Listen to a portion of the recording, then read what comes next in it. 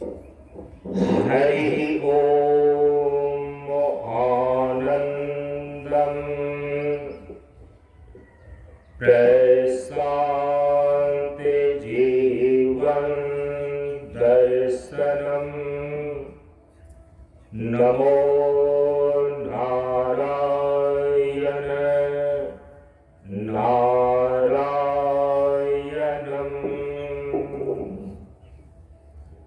हम सभी लोग प्रशांत योगाश्रम गोवासा शेखपुरा मंच पर ज्ञान मार्ग सत्संग मंच के 27वें ग्रीष्मकालीन वार्षिकोत्सव के अवसर पर आयोजित 7 दिवसीय ज्ञान यज्ञ सत्संग कार्यक्रम के आज 15 मार्च सन 2025 ईस्वी को पूर्णाहुति सत्संग कार्यक्रम में उपस्थित हैं। मंच के नियमानुसार दोपहर के 2 बजे से तत्व और गुण वंदना के साथ पूर्णाहुति सत्संग का कार्यक्रम प्रारंभ किया गया। अब हम सभी लोगों के समक्ष ब्रह्मचारी श्री रामानंद जी अपने विचारों को रखने जा रहे हैं। हम सभी लोग ध्यानपूर्वक श्रवण करें। परम गुरु ब्रह्मऋषि भगवान प्रशांत गुरु बाबा के श्री चरण में कोटि ज्ञान मार्ग सत्संग के सानिध्य में उपस्थित सभी देवताओं सत्संग प्रेमियों नमो नारायण। प्रवचन बिंदु शुभ कार्य में शीघ्रता आवश्यक है और दुष्ट कार्य में शीघ्रता आवश्यक है। इसे मैं एक कहानी के माध्यम से स्पष्ट करना चाहता हूँ।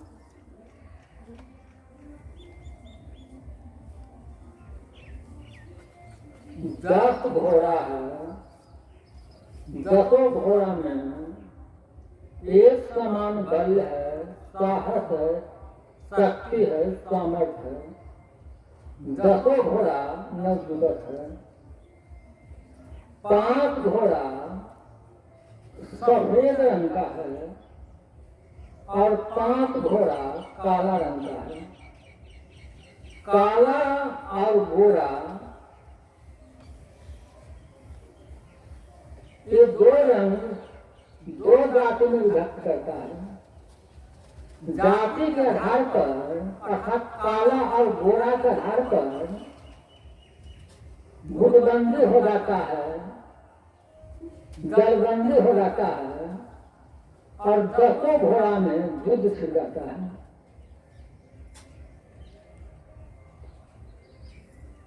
अब कौन विजयी होगा कोई आदमी बता सकते हैं, जबकि 10 घोड़ा में एक समान शक्ति है, सामर्थ्य है, बल है, साहस है।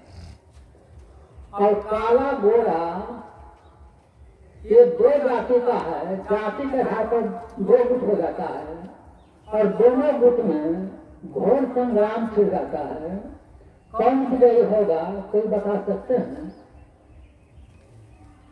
आप जिसका आहार देंगे वही विजयी होगा, जिसका आप पोषण करेंगे वही विजयी होगा।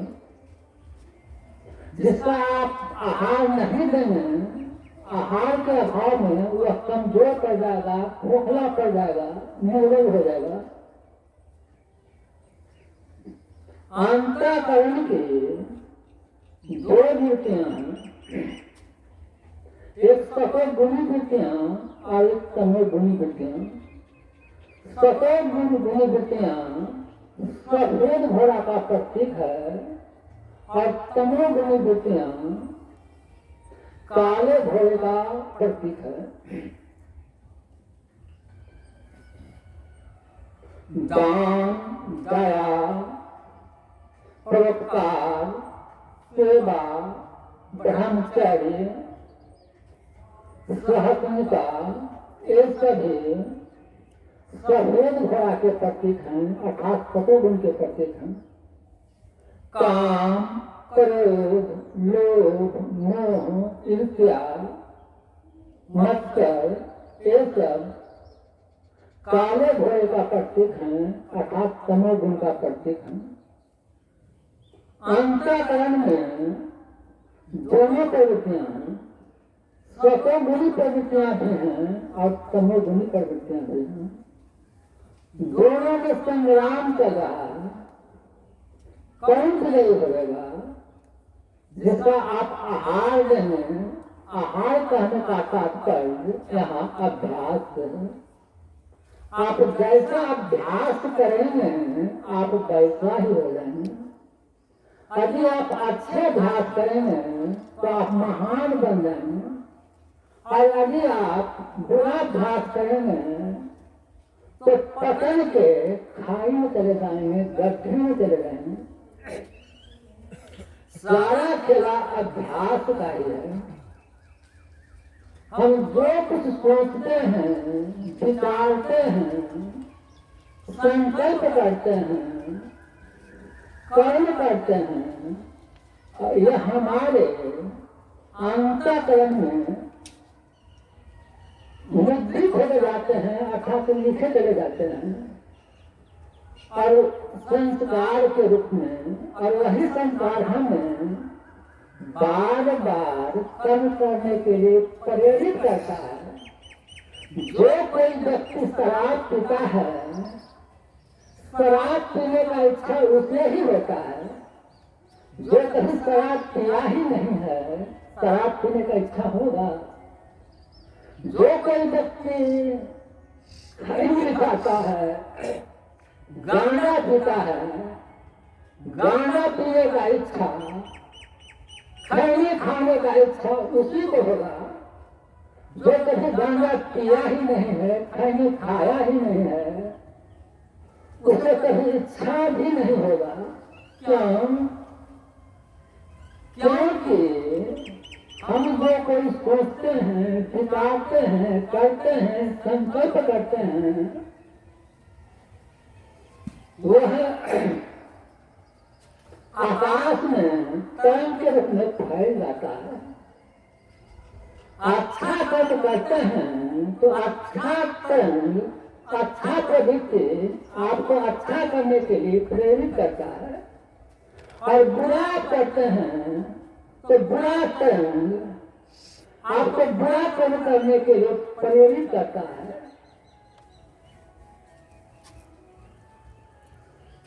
भावना का आकृति और गोबर के कीड़े आकृति तो एक ही समान होता है, पर दोनों के स्वभाव में, संस्कार में महान अंतर होता है।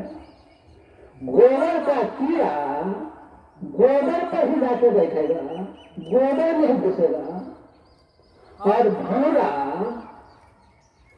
फूल पर जाके बैठेगा, फूल का रस लेगा, फूल का सुगंध लेगा। ठीक उसी प्रकार जिसे बुरा कर्म करने का अभ्यास कर गया है, वह अभी सत्संग में नहीं आएगा, शास्त्र नहीं पढ़ेगा, गीता नहीं पढ़ेगा, रामायण नहीं पढ़ेगा, पुराण नहीं पढ़ेगा, तो भला उसका सुधार कैसे होगा? वह तो बुराई करते करते उसका बुराई का स्वभाव पड़ जाता है, और दिन प्रतिदिन बुरा ही बनता चला जाता है। बच्चों में सभी संस्कार सोई हुई अवस्था में रहता है, सुप्ता अवस्था में रहता है, इसलिए उसमें अच्छाई का संस्कार डाला जाता है। अच्छाई का संस्कार डाला जाता है, पर बुराई का संस्कार तो स्वतः आ जाता है। जैसे कपड़ा गंदा अपने आप हो जाता है, पर इसे अभ्यास के द्वारा, प्रयास के द्वारा साफ करना पड़ता है। इसी तरह से बच्चों में सभी संस्कार सुप्तावस्था में रहता है, सोई हुई अवस्था में रहता है। उसमें अच्छाई का संस्कार डाला जाता है। अच्छाई के संस्कार विकसित होने पर बुराई के संस्कार दब जाते हैं। जैसे बड़े वृक्ष के नीचे छोटा पौधा विकास नहीं कर पाता है, इसलिए शुभ कार्य में शुभता आवश्यक है और दुष्ट कार्य में शुभता आवश्यक है। इन्हीं कदमों के साथ संपूर्ण बाबा पंचम में नहीं करते हुए अपनी वाणी को नहीं पर ध्यान देता हूँ। आप सबों के साथ नमूने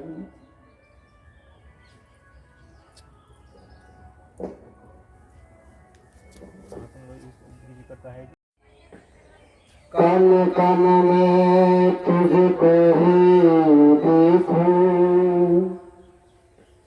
सब तेरे जन जन में हो प्रशांत जीवन दर्शनम, प्रबलित ज्ञान जीवन में जीवन हो आनंद में, शिव सत्य सुंदर वर्धनम, ज्ञान अर्क दिखत हो सदा, शांत जीवन दर्शनम। मेरा मुझ में कुछ नहीं, जो कुछ है प्रभु को, तेरा तुझको शोभता, क्या लगे कसमोर। संत मता दिन गति नहीं, सुनो सकल देता, जो चाहे धार को बनो संत संतान। बोलिए प्रेम से सद्गुरु भगवान की जय। प्रशांत जीवन दर्शनम। परम पूज्य प्रशांत गुरु बाबा के श्री चरणों में कोटि सम्मान। उपस्थित परम श्रद्धेय हमारे पूजनीय मंचा सिंह संजय समूह के सानिध्य में यह कार्यक्रम उपस्थित है।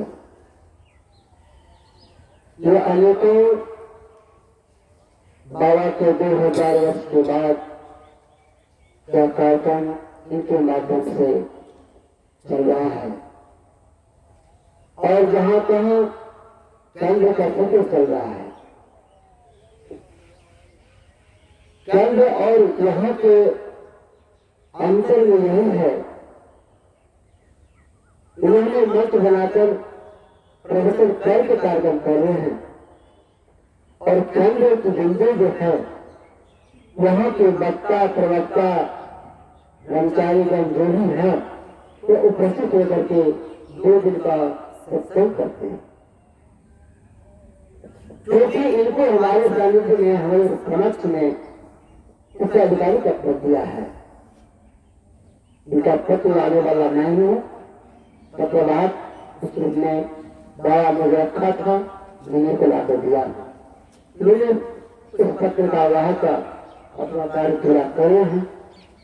जहाँ तक विचार भावना की बात है, सब चाहते हैं हम आगे बढ़ें। और आज जैसे एकता देवी ने होली पर कहा, होली एक अद्भुत हिंदू का महापर्व है।